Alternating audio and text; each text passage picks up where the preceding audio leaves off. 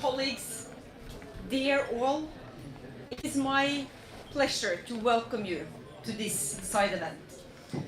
And I'm now using the microphone. Let me just try without for a moment. Can you still hear me? No? Okay, so I'll use the microphone. That was the advice we needed. All human beings are born equal in dignity and rights. This is the first part of Article 1 of the Universal Declaration of Human Rights. A simple, yet powerful statement. It was formulated 75 years ago, and it is safe to say that it has withstood the test of time. Today, we will hear from those who are working to make this vision a reality. Last year, the Nobel Peace Prize was awarded human rights defender Ales Bialiatski and the human rights organization Memorial from Russia and Center for Civil Liberties from Ukraine. They work in different contexts, but do so at great risk to themselves. They risk their lives and health in working for the rights of fellow citizens. Our hope lies with those women and men who refuse to be silenced and who choose to stand up and act for the rights of others. Human rights defenders should be viewed as a resource and not a threat. The latest report of the Special Rapporteurs shows this conclusively. Human rights defenders across the world have achieved extraordinary success in multiple fields, and their work has benefited countless populations on every continent. With this report, we can hopefully move from debating who human rights defenders are to focusing on what they do and how they could be protected. It shows how they are essential in creating a more peaceful, inclusive, and democratic societies. This year, we mark 25 years since UN member states recognized the right of individuals and groups to promote and protect human rights, the right to be a human rights defender. The Special Rapporteur has with her report shown what is at stake if we don't deliver on the promise to provide a safe and enabling environment for human rights defenders. So with that, let me give the floor to today's moderator, Imogen. Thank you. The microphone is yours. Thank you very much. And first of all, let me say what a delight it is. I moderate panels quite a lot here in Geneva, 2 or 3 times a year anyway. This is the busiest one I've had, so it's a really good sign. Now, as the ambassador said here, we are here to talk about not what journalists like me often report on, which is the risks that human rights defenders face. We may touch on it, but we're actually going to talk about the success, the hard work they do, what works, what doesn't, I think, and the successes that can be achieved through this really vital participation in the defence, in fact, of all our rights. We have about half an hour. We have a half an hour panel discussion, then some discussion from the floor, then a little summing up, and another ambassador also to talk to us. We do have to share the microphone, so do be a little bit patient. We may have to pass it back and forth, but I'm sure we're all coordinated enough to do that. Let me introduce our panel. To my right, Mary Lawlor. She is the UN Special Rapporteur on the situation of human rights defenders. His Excellency, Mr. Gustavo Gallon, he's the permanent representative of Colombia here at the United Nations. Tara Huska, US-based, of the Kuchiching First Nation. She's an environmental and indigenous rights defender. And Daniel Goynich, far left human rights program director at the Legal Resources Center in Moldova. Very different perspectives, common aim. I think, Mary, as you know, we're going to start with you first. You have the report, you are the Special Rapporteur. Just a flavour, we have this significant anniversary. Why, to you particularly, is this so important to mark this day? I think we have to, It's my mistake, I forgot. I think we have to pause and reflect on the amazing achievements of human rights defenders over the last 25 years and the advances and changes that they have made and how they are a force for good. They're not enemies of the state. They are a force for good, and they should be protected and encouraged. And it provides us with an opportunity to recognise their legitimate, peaceful achievements and the value of human rights defenders to society, and to reaffirm their legitimacy, as I say, and also our support for them. I picked as a slogan for this year's 25th, in solidarity and hope, because I think that's the way human rights defenders work. They always work with hope. They have to keep hope alive. They only need small little successes, and they need to be in solidarity with each other. And for me, the report was a joy to do this year, because I am so used to misery and cruelty and inhumanity that it was lovely for once to be able to do a report that celebrated the successes of human rights defenders, because human rights defenders face threats in every region of the world, and states rush through restrictive legislation or misuse legislation to limit their ability to work safely. And it's worth thinking, like, if we were to lose human rights defenders, the changes that we see, the changes that we see would be far worse than they are now, with the persistent work of human rights defenders. And finally, I just think that, if you look at the progress over the last 25 years, we've seen protection mechanisms, we've seen state guidelines to protect human rights defenders, we've seen cross-regional human rights defender networks spring up, we've seen progress in the business and human rights context, we've seen protection laws, we've seen new instruments to protect environmental defenders. But as I've tried to make clear in all my previous reports, in all of these measures are not backed up, and this applies to every state, by consistent political will, regardless of a country's political and strategic interests, to protect human rights defenders, then the level of risk will remain. Thank you very much. Turning to you now, Ambassador Gallant. You're an ambassador now, but you have a long history as a human rights defender. And I think one of the things our audience is very interested in is, how is that relationship in Colombia between human rights defenders and the state and the government? What works and what doesn't? Thank you very much, and thank you to you all for your presence here, and thank you to our dear Ambassador Tini, and to our Special Rapporteur Mary, and our colleagues here at the panel and the moderator. I could say that the relationship between the human rights defenders and the Colombian government can be characterized in 6 different moments. In the 70s and the 80s, we had to face to fight against arbitrary detentions, unforced disappearances, and during the 80s especially, a very difficult increasing of killings in the country, and that made it very difficult the work at that time. And it was created a permanent committee for human rights, integrated by all the parties of the country. That was very interesting, very useful, but insufficient. And hopefully we had in 1991 a new constitution as a result of a peace agreement with some guerrilla groups at that time, and it introduced some institutions very important, as the Constitutional Court, the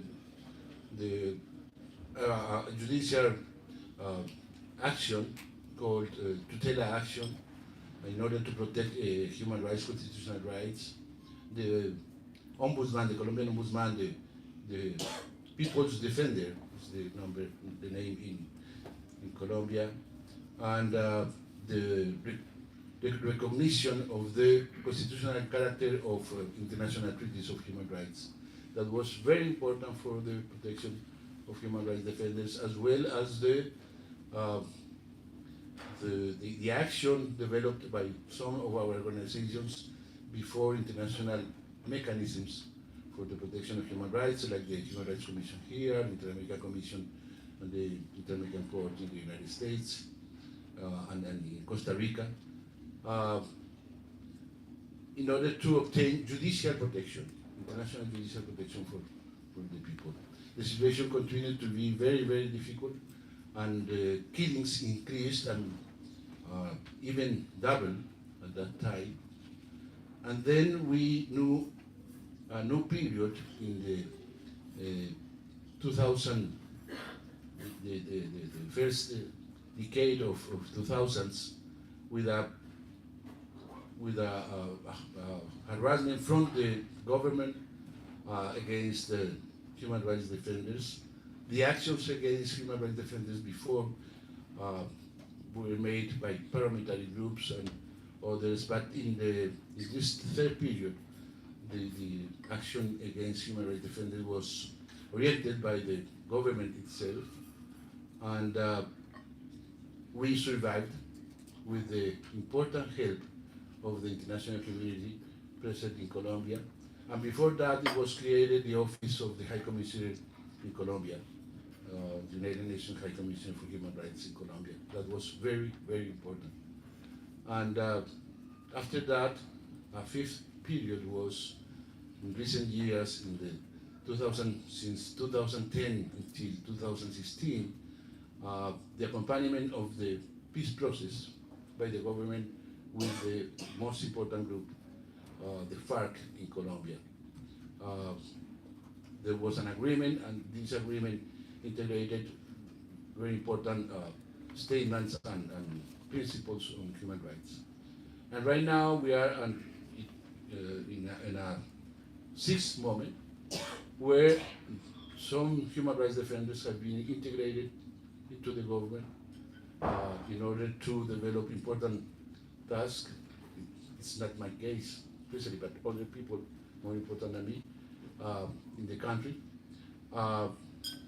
And that is an important step towards the obtaining peace and protection for human rights in the country. I hope that this can help us to have a good continuation of the work in the country. And I also think that the importance of preserving the independence of the human rights organizations in the country, even if there are some personalities integrating the government at that time. Thank you very much. Thank you very much, Ambassador. You took us from the 1970s to the present day, which I think illustrates very nicely why the word perseverance is in the title of today's debate.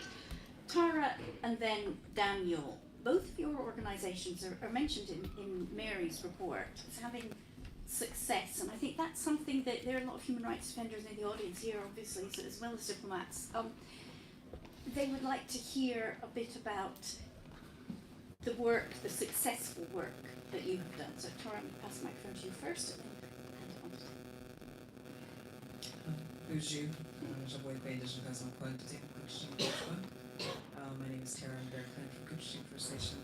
I have to introduce myself that way to all of you. Very full room, good to see that. I think the example that keeps coming up in various discussions like these around success tends to do with the financial sector. We are oftentimes not getting the answers we want from political bodies. So the United States just approved the Willow Project again. There'll be more human rights defenders created out of the reaction to that, I'm quite certain. So we try to do our best to translate what happens when a community is extracted from in an extractive economy. And human rights defenders, in our case, a lot of environmental issues in indigenous communities. How do we translate the violence we experience when we stand on our own lands to defend them? How do we get across, being put into kennels and arrested and imprisoned and felony protests, acceleration of charges and all these different pieces of oppression and repression of our voices. Folks like Mary help. The UN helps when there's reports issued that actually document all of those abuses, and we can bring those forward to a financial actor, to an insurer. Oftentimes they do not listen to morality, but these companies do listen to money. They function off of money. One of the successes I've often touched on is the one with the Norwegian pension fund, where a group of us went out and discussed the atrocities that we experienced in Standing Rock for the Dakota Access Pipeline. And that particular group, saw our reports, they saw our litigation, they saw all the different pieces. They listened to our stories and then invited us back. And that was a really powerful moment to be invited back. And ultimately ended up pulling out of the project and made some pretty sweeping change around how they're going to invest into fossil fuels, particular exploration, into new communities. So, I think there are ways for us to keep pushing as hard as we can, as the political bodies tend to be quite slow and oftentimes in opposition to our rights. Good afternoon once again. As human rights defenders, I'm very happy and great to be to this panel. And I would like to start my speech with one statement that human rights defenders' work is a prerequisite, essential prerequisite for democracy, strengthening human rights and rule of law in each country across the world, including in my country, Republic of Moldova. As the topic of today's event is to discuss about the achievements of the human rights defenders during 25 years, I would like to say that in the last couple of years, we, and when we say we, it's civil society organization, government of the Republic of Moldova is doing better and better in order to create a better space for civil society space, and human rights defenders activity. And without modesty, our organization, Legal Resources Center of Moldova, was involved in many activities in order to better protect human rights defenders in the Republic of Moldova. We operate, we're doing our job in two methods, two general ways. Firstly, to strengthening general measures, and secondly, to strengthening individual measures. As example of general measures, we would like to say is advocacy, legal opinion for final adoption and improvement of the law for 2% law. This law allows the civil society organization of the Republic of Moldova to obtain funding from 2% discrimination from each citizen of the Republic of Moldova. Actually, the system allows for taxpayers to allocate 2% of their tax paid income to civil society organization which of their own choice. Also, as general measures, we are working directly with the main main stakeholders who are aimed to protect human rights defenders. And here is Ombudsman Office and Equality Body. Together with other civil society organizations, including ICJ, we delivered several trainings for them in order to strengthen the capabilities of Ombudsman Office and person how to protect human rights defenders, and also provided digital training for human rights defenders, because so far as I understand, the protection of personal data is very important. And when I said general measures, I means all these rules, framework needed to better space, civic space and human rights defender space to better work. But also we are focused on individual measures, and it means legal assistance, attorney specialized assistance, or court monitoring for human rights defenders who've been attacked, affected, or their rights were violated, or even, let's say, unlawful arrests or unlawful persecution started against them. We identified several human rights defenders from local levels, from south of our country, who were beaten by national authorities, and afterwards we was pursued by police officer, not as the offender. We are pursued as offenders, rather to be a victim of the case. We provide legal assistance, and their case was successfully examined by the judges. And one last thing which we are very proud of, so far as you know, Moldova still has unresolved conflict named as Transnistria. So there in this region, which is uncontrolled by the constitutional authorities, still with Russian support, political, military one, there are de facto authorities and de facto legislation. And one of these de facto legislation is so-called law of foreign agents, which is copy-paste from the Moscow, and therefore the civic space of the activities of human rights defenders in Transnistrian region is very bad. Actually, we have no rights to express their freedom of expression, freedom of association, even they are being unlawfully arrested.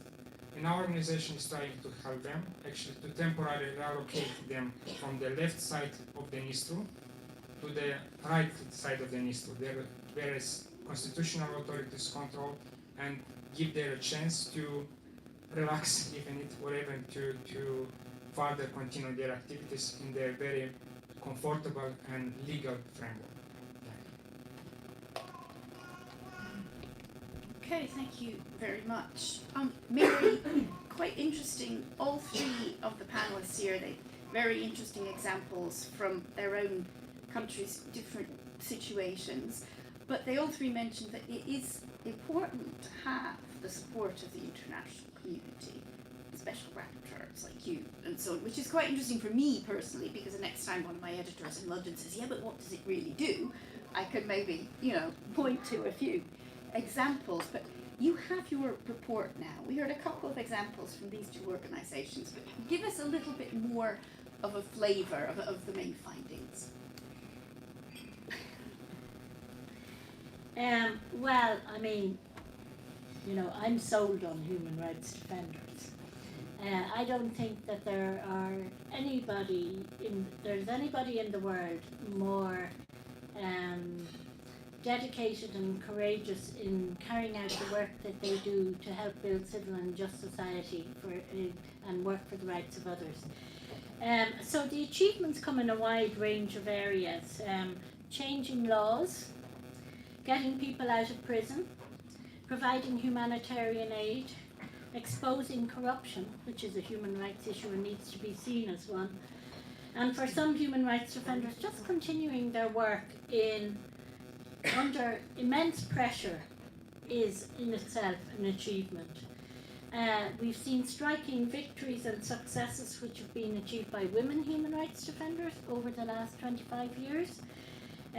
For example, the abductee, this is one of my favourite stories, the Abductee Mothers Association in Yemen has achieved extraordinary progress in documenting violations, securing releases and upholding human rights standards in the context of the ongoing horrible conflict in Yemen.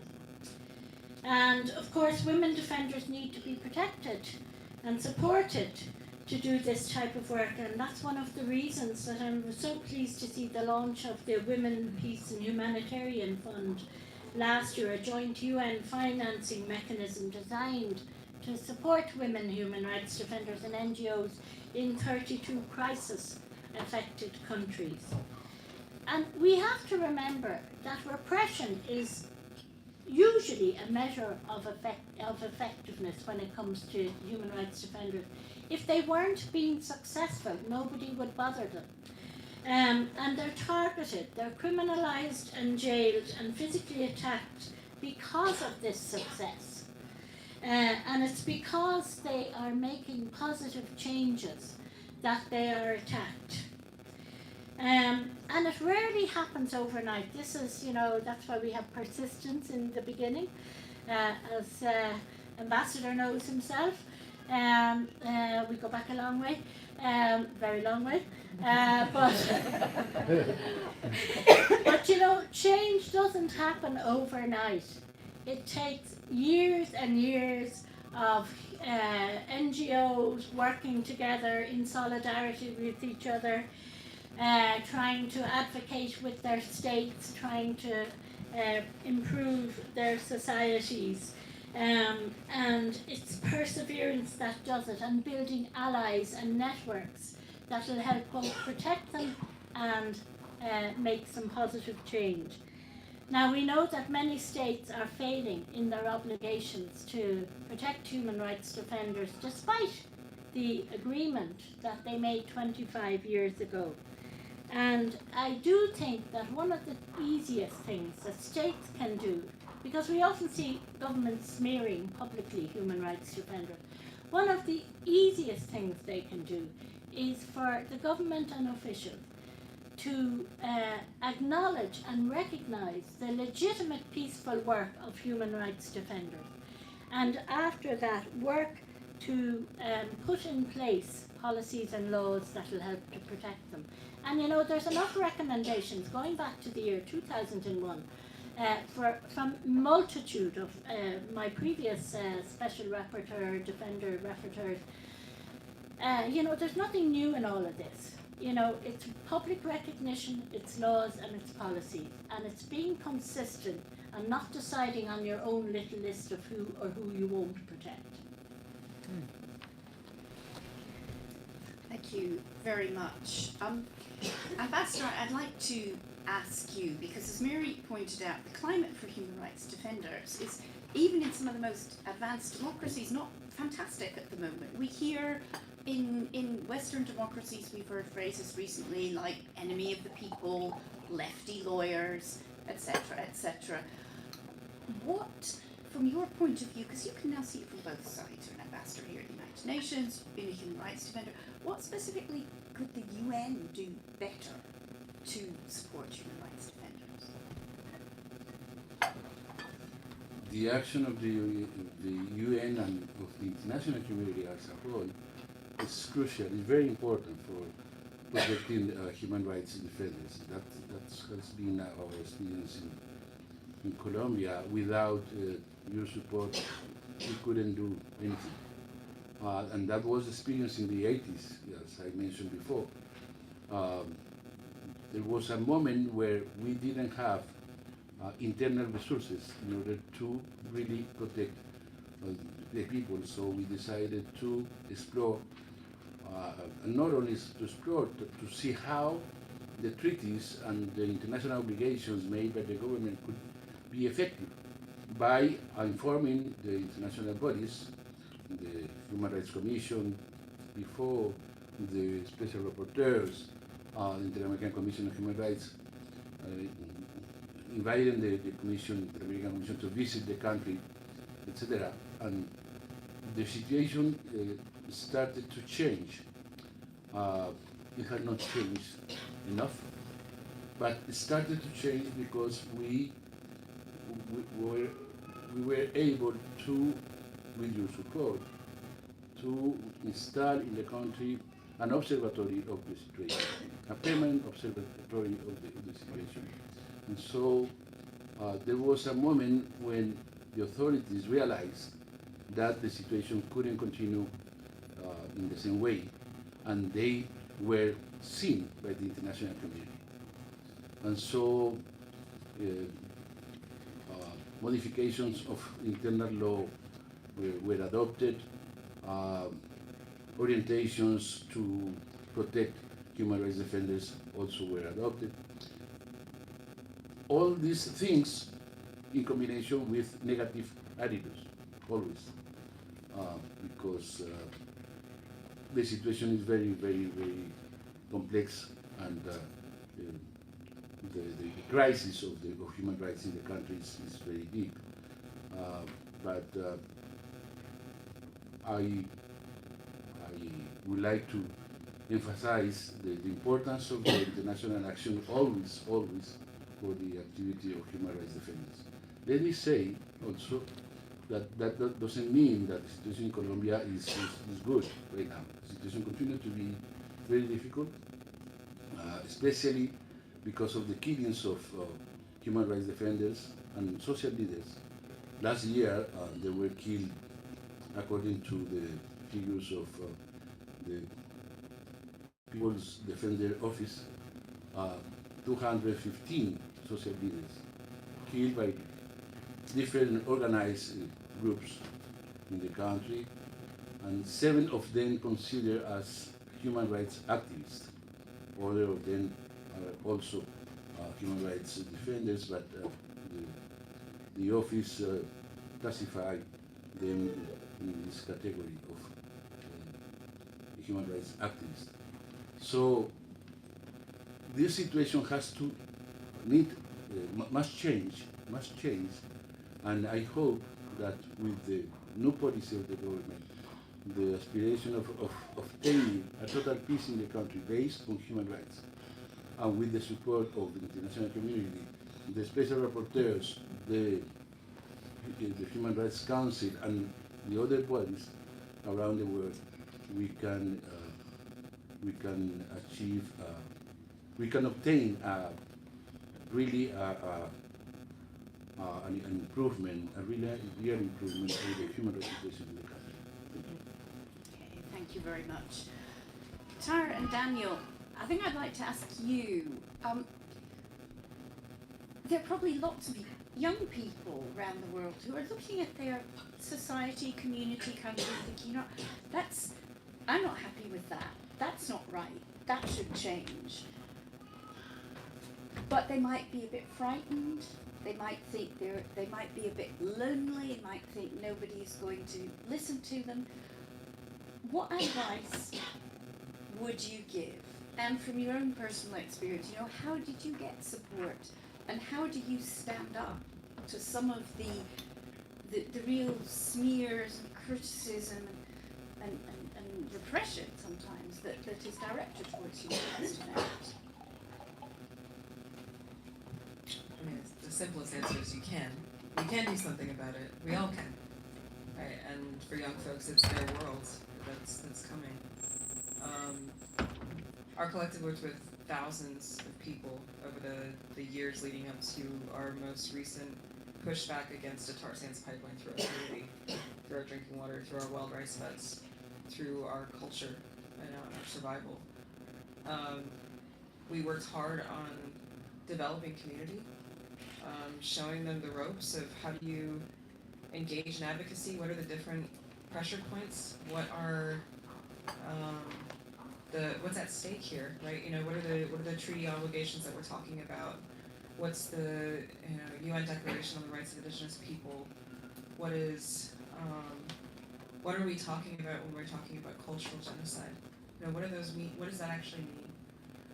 And how do you use your voice? How do you engage the community locally when you have families that are split down the middle, where that is the only form of job that's available, because the animals have been contaminated, because the water is sick, because everything has been changed around you? Is it that family member's fault? Is that where you really try to draw your attention? No, we try really hard to explain that our issues are much higher.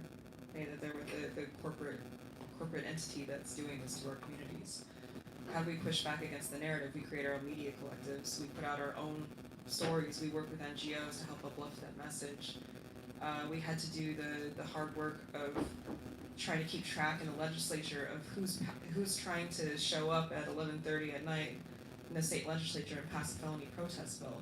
So we can't even organize. We can't even come together. Defeating those again and again and again.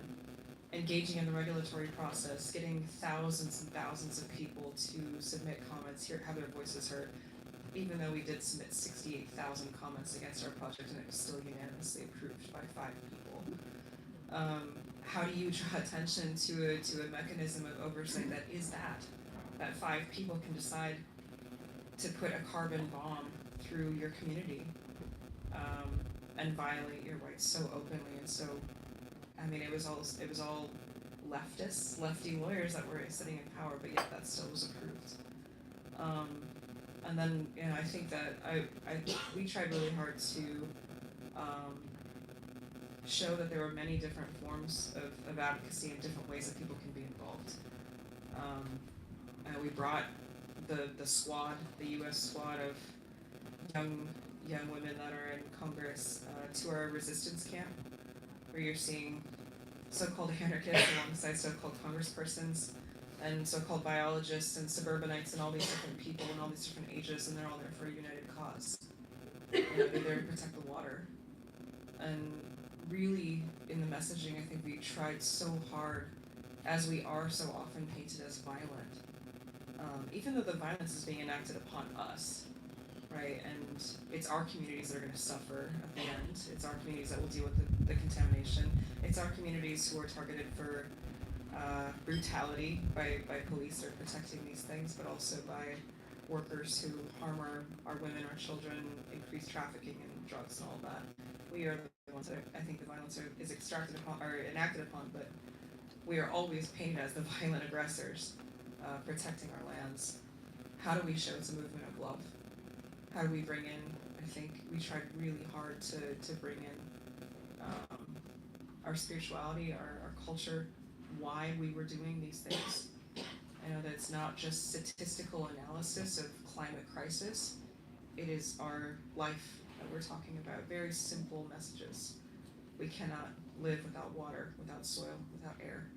Those are fundamental truths no matter what way of business, how they try to tell us the disconnection that human beings have created.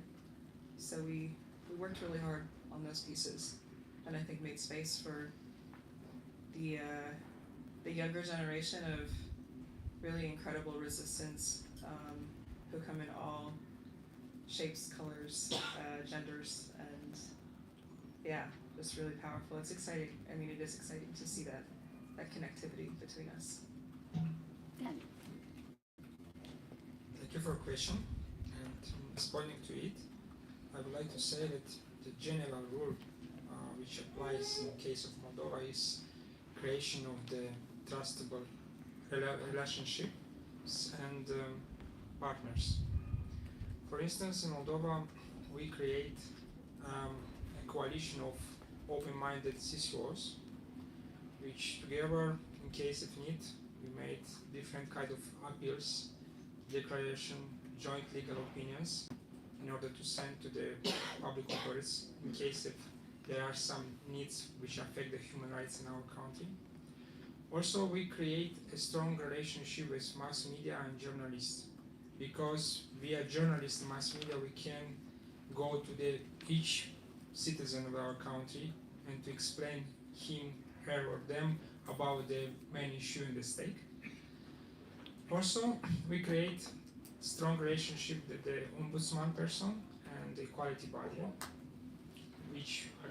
from whom we can go further to Parliament or to Minister of Justice, for instance, in order to promote or not to promote a bill or a public policy.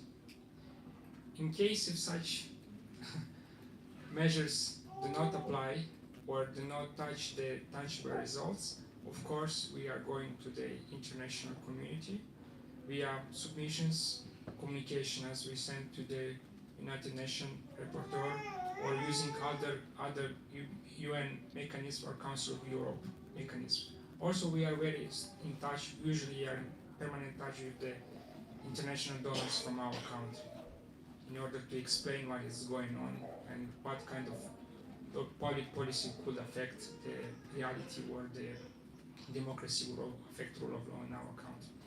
As one example, which we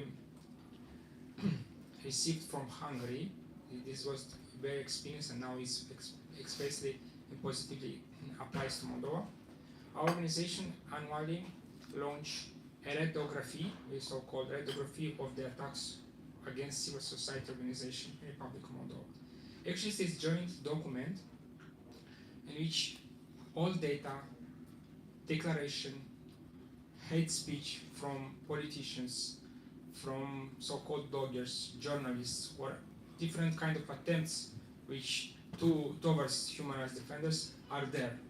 And this instrument, this tool is in Romanian and available in English, and we can use it as the tool for national or for international community to see the reality what is going on in the previous year.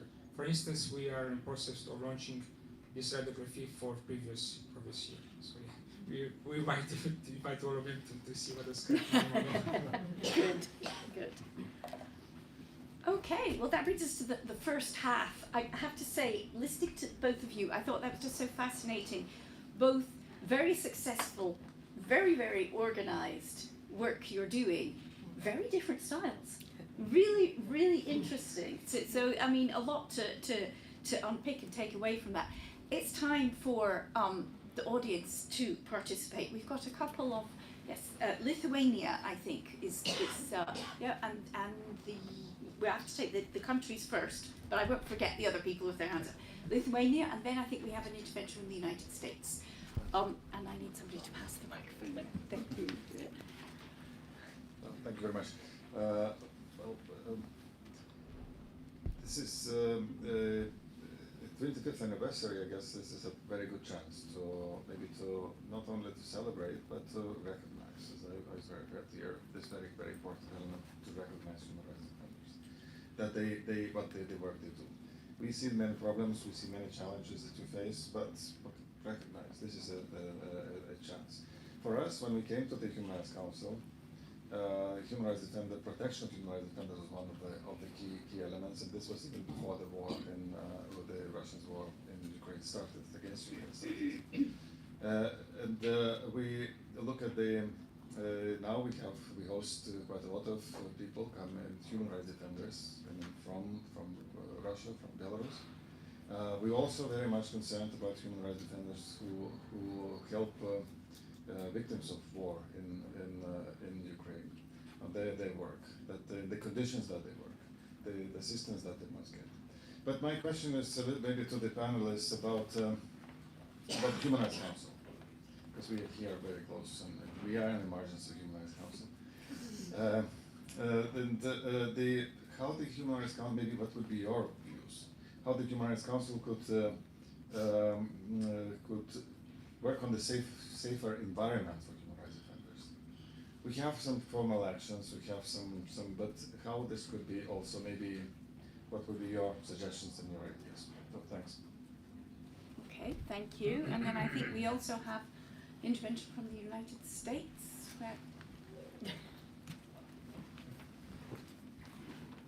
Thank you very much. On behalf of the United States, we'd like to thank the Special Rapporteur and all of the panelists for your very valuable insights and contributions in this field.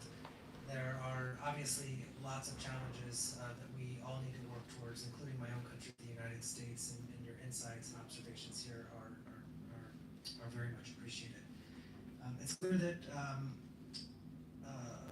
as governments, as a collective within the UN, there is more that we need to do to create a more enabling environment for human rights defenders to carry out their important work without fear of persecution and retaliation. So I'm hoping that we can continue this conversation much farther after this day.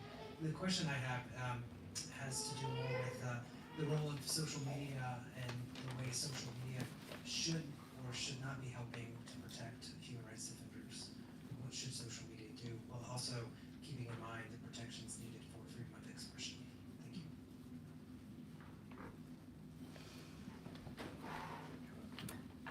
Okay, well let's just take, we've got a couple of hands up. Let's take these two questions here, and then we'll see how we are for time. So you, sir, and then you. Thank you, madam, and thank you to the speakers for their enlightening and illuminating talks, celebrating 25 years of action to protect human rights defenders all over the world. Yeah, still human rights defenders are suffering the repression, retaliation from governments. They are suffering in the context where there is a protective mandate. But what about in context where there is no protective mandate? Where human rights defenders are left to their destinies, and I'm giving an example here of the change of camps on the Algerian territory, wherein the population, these change of camps are subject of a recommendation by the United Nations Human Rights Committee talking about a de facto devolution of authority from the host country to an armed group who is running illegally these camps. And human rights defenders fled, many of them fled these camps Some of them are currently refugees in Europe.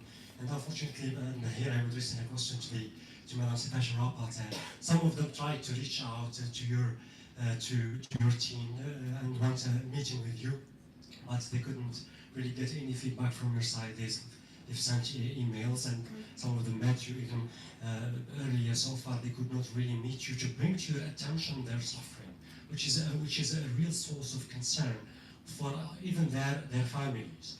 And these camps, you should know that these camps are run by a military group, and these human rights defenders really need your attention and to be considered by your team. Thank you very much. Thank you very much for organizing this. George Papadakis, Head of Delegation, European Public Law Organization. What are your thoughts on the continuous undermining of democracy in many countries? There are hundreds of books and articles indicating that we are on the way to autocracy through democracy. How do you think that will affect your future work? Thank you. Right, I'm going to take one more because I want to give our panelists a chance to respond. I'm going to take the lady so that we have at least some gender balance. Sorry, sir. Thank you very much for this opportunity. I'm Nisha Davis. I'm from Global Tamil Movement and work with many NGOs defending Tamils' rights in Sri Lanka. So I don't have a specific question, but a request. It is we are trying to give voice to the women who are facing harassment, many human rights issues, because they are trying to find out their loved ones from the Infosys appearances that happened from 2009, for example. There was 46,679 people who are missing from for a short period of 6 months in Sri Lanka, and these women are fighting against a very powerful network, which is Sri Lankan government, and who is very powerful in these premises of Geneva, because they can come as NGOs to speak about, to hide everything, but our victims, they are refused visas to come to participate to this council. For example, I could just have this young man here who could afford to come, but there are many women who have been refused visa to entry to participate to this council.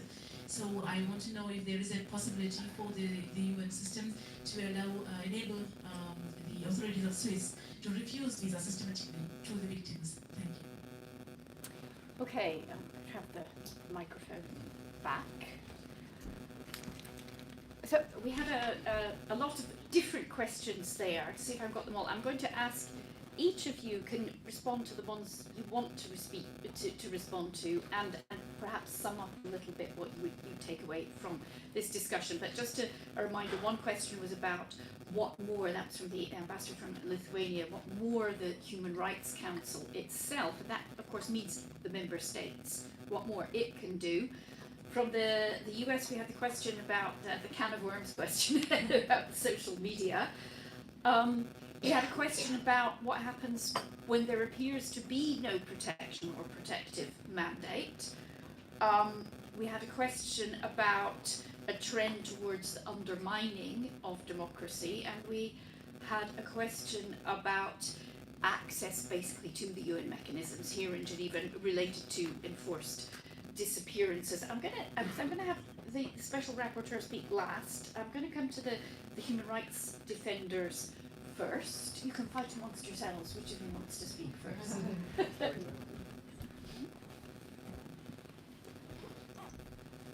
To be honest, it's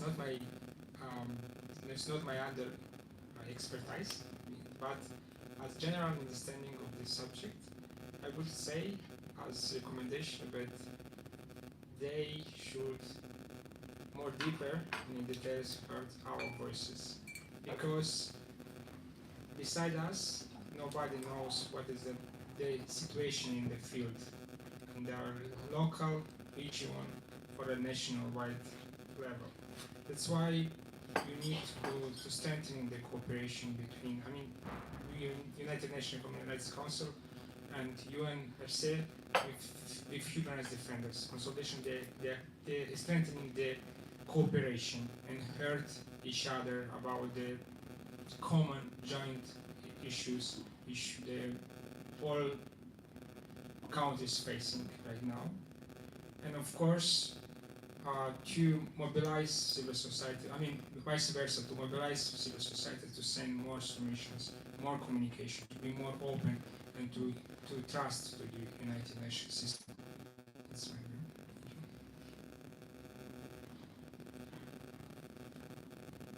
So with the question around social media and democracy, the undermining of democracy, since I've been here, I've actually been doing court support and jail support for some of my comrades who are arrested over in Atlanta, Georgia, who are currently facing lifetime sentences in prison for demonstration, for tree sits, facing domestic terrorism charges for sitting in a tree. And that's a traditional, I think, well understood form of nonviolent protest. I think the hesitancy that I see in civil society to engage if certain factors are not present is deeply concerning. Simply because there's a wide range of tactics being taken, to me does not mean that civil society does not have an absolute obligation to stand anytime that democracy is being undermined. And that's a clear undermining of democracy. We are looking at a country looking to set a standard of what happens when you protest, of what happens when you engage in a certain way. And I think, the same thing in my own personal experience of watching the state of Minnesota, which is very democratic, partnering with Enbridge, this foreign company, large oil company out of Canada, and creating a escrow trust that paid the police. $8.6 million they paid to the police, the local police, the company paid these police officers. That is such a clear violation of the public trust. It's such a clear effort at undermining democracy. And I think without the whole can of worms, the social media question, it's both, right? So social media is often the ways that we end up, especially being under the level of surveillance that so many human rights defenders are. You know that you're not using Facebook Messenger, right, to talk about pretty much anything. You know that one of the only things that you have to even protect yourself is going live at the same time to show what's happening. This is what's happening in real time. Social media is a tough one, right? It's how we're getting our message out. Our collective used it all the time to put out our own narrative, to say, this is what's actually happening, here's the footage of it, not what you see on the news, which is us being painted as violent people, yet having no footage of anything but police beating us, right? Like, that's the narrative that keeps being spun. I hope that, social media remains a tool for the people. It's pretty concerning seeing Twitter being bought by private entities. That was one of our last holdouts, and yeah, so I'll leave it at that. You're not the only one grieving over that. We journalists feel your pain. Ambassador, we heard from Daniel, the Council needs to listen more to human rights defenders. Is that something you think you could take to the Human Rights Council, to your fellow member states, and say, we need to do more of this? Absolutely. I think the Council is not that homogeneous body. It changes from time to time, and there are times where the Council is better than others. But I think that there are possibilities always to develop important policies within the Human Rights Council in order to protect and to develop actions regarding particular difficult human rights situations. The case of Colombia has been like that. Even if the Colombia had in the 80s, and as I said before, a very difficult human rights situation. The answer from the then Commission of Human Rights was very difficult because some countries in the American continent had military dictatorships. That was not the case of Colombia. And Colombia has had the idea, or the people had the idea that Colombia had the oldest democracy in Latin America. That was like that, but nobody, or almost nobody, knew that Colombia, even if didn't have a military dictatorship, had the militaries within the government conducting an important part of the state, because there was an internal coup with surrounded by democratic institutions. So that it was very difficult for human rights organizations to convince the Commission that the situation in Colombia was very difficult. And they said, no, Colombia only has drug trafficking problems and so on, but Colombia is a democracy. What they didn't know was that these drug trafficking problems were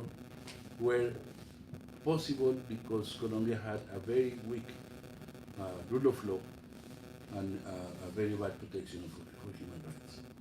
And it took for us 7 years of intense activity before the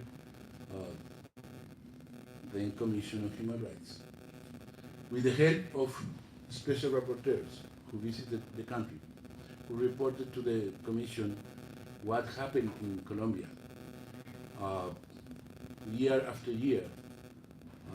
In 1996, after 7 years of intense activity, as I said before, the Commission decided to create the permanent office of the High Commissioner in Colombia. It was established in 1997. So this is an example of how to do with difficult situations and with difficult bodies, like the Commission was, like the Council is. As Mary Lawlor, our Special Rapporteur, says in her report, the work for human rights is characterized by a persistence, an intense persistence, and a hope, also a hope, and by a solidarity of many organizations. We obtain this solidarity from many organizations, international organizations, national organizations of other countries, and the organization of Colombia itself, in order to obtain something important like that. So it is a difficult space. That is not easy to do with that, but it is possible to obtain good results. Okay, thank you. Finally, Mary, some closing words from you. You had a couple of questions specifically related to access to the UN human rights mechanisms. First of all, I just like, before I answer the questions, I really want to thank Norway and Ireland and the other co-sponsoring states and all the NGOs that came on board for this event. I think it's a sign that people are genuinely interested in the protection of human rights defenders and want to see progress. So thank you very much. So I will start with Algeria. I have currently been accepted for a visit to Algeria, though I'm not sure whether the government will allow me go, but they did agree to allow me go. I have had hearings with Algerian human rights defenders. I have taken up communications with the Algerian government about human rights defenders. I have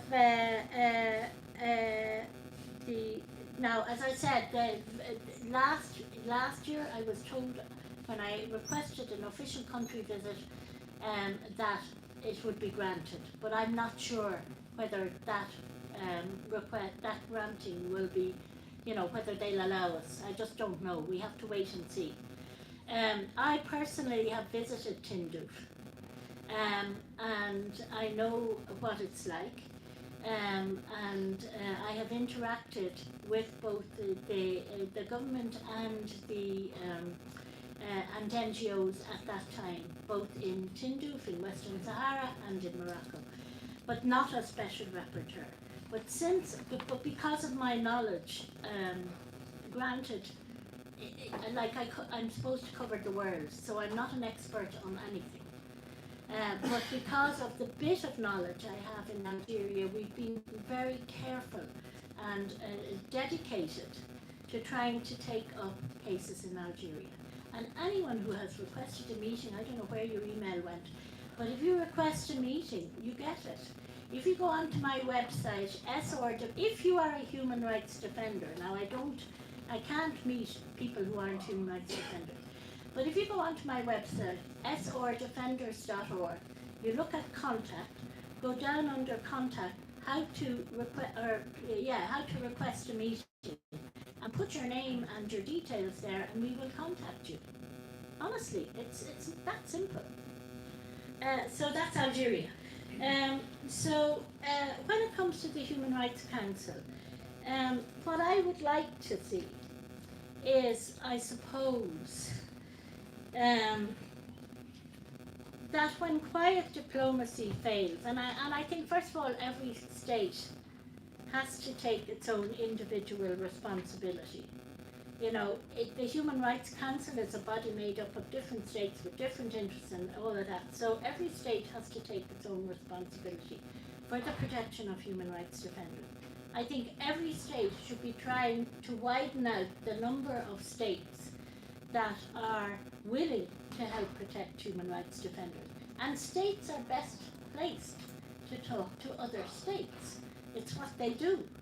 So, it shouldn't be just, we all say this, but I don't ever see personally so far efforts by states to widen out and do education with states that are hostile to the concept of human rights defenders.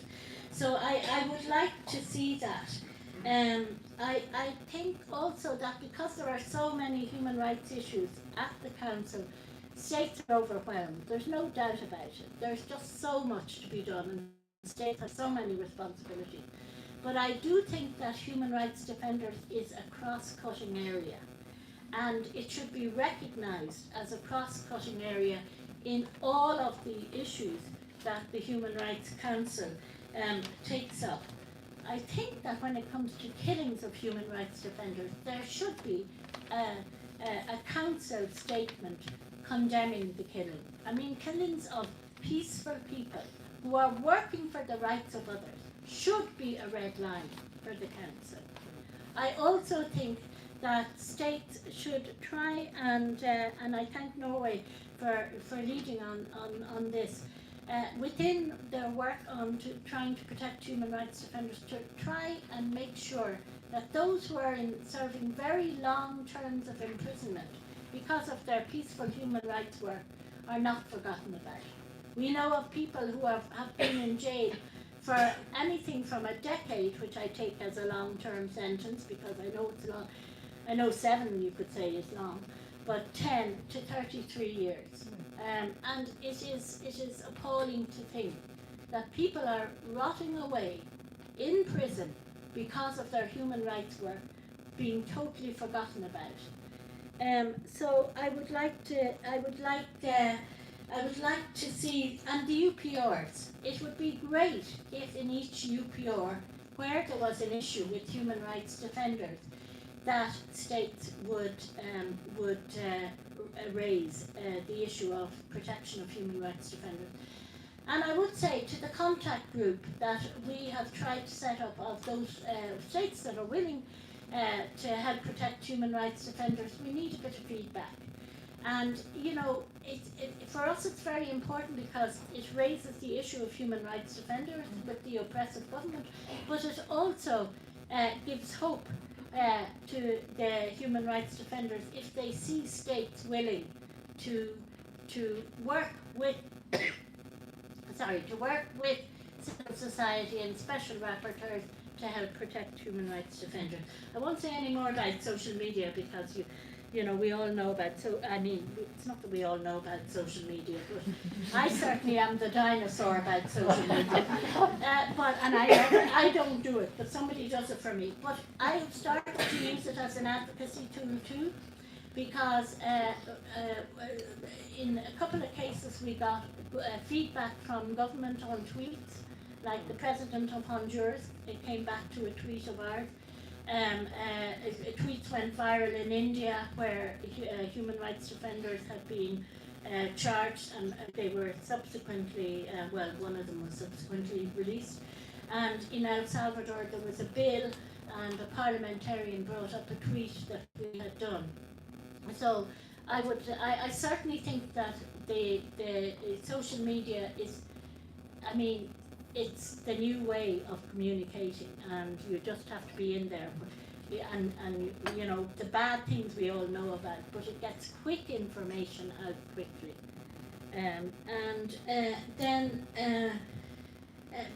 No protective mandate. I mean, that's very difficult.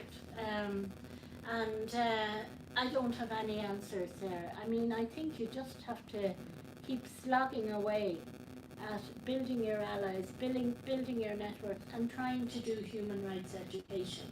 Because when all else fails, it's about trying to educate society in the hope that over time they will be sensitized and demand their human rights. Okay, thank you very much. We're almost done. Just before I hand over to our last speaker, the ambassador from Ireland, I would also like to thank all the missions who supported this event. Thank you for inviting me to moderate it. I've really learned a lot. Thank you to our four panelists with these really interesting perspectives. And Ambassador Noel White of Ireland, the last words are for you. Thank you very much, Imogen, and thank you to the panel. Thank you very much to the panel. As someone who spends much of their day in rooms poring over documents and long meetings and so on, it's always refreshing to be reminded about personal testimonies and the real world experience that people have, and the way that you have communicated that today. It's been excellent, really effective, and I'm delighted to have been a part of this.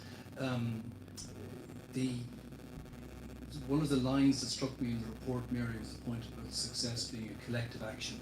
There are a lot of people involved in it. You pick out individual accomplishments, but you emphasize the collectivity of this.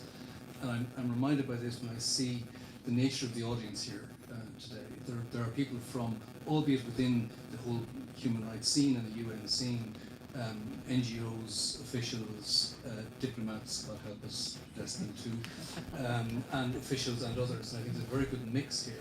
I thought when I came in here that this was a normal turnout, because I haven't been to many side events since I got here, that this was normal for side events, but I've been assured that this is not normal for side events. And that, of course, is testimony to the quality of the panel, and to your advocacy and to your leadership as well, Mary, in all of this. So it is, in short, a privilege for me as the Irish ambassador to the UN to have been able to co-host this event with my Norwegian colleague Tina, and to be associated as well with many other co-sponsors who have come on board. Just very briefly, I'm delighted that you picked up the point in your initial intervention, Mary, about encouragement and hope. I came to the report with a completely open mind, and I found it encouraging.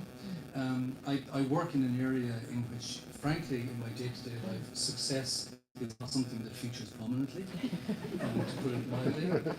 And to find a report where within all of this there are actually success stories, there are actually accomplishments, there are things that have been done. This is uplifting, and it's encouraging, and it's extremely helpful. Does that mean that we have got there, that we can tap ourselves on the back, that we as representatives of the states, or me as a representative of the state, and say thank you very much, job done. No, we can't.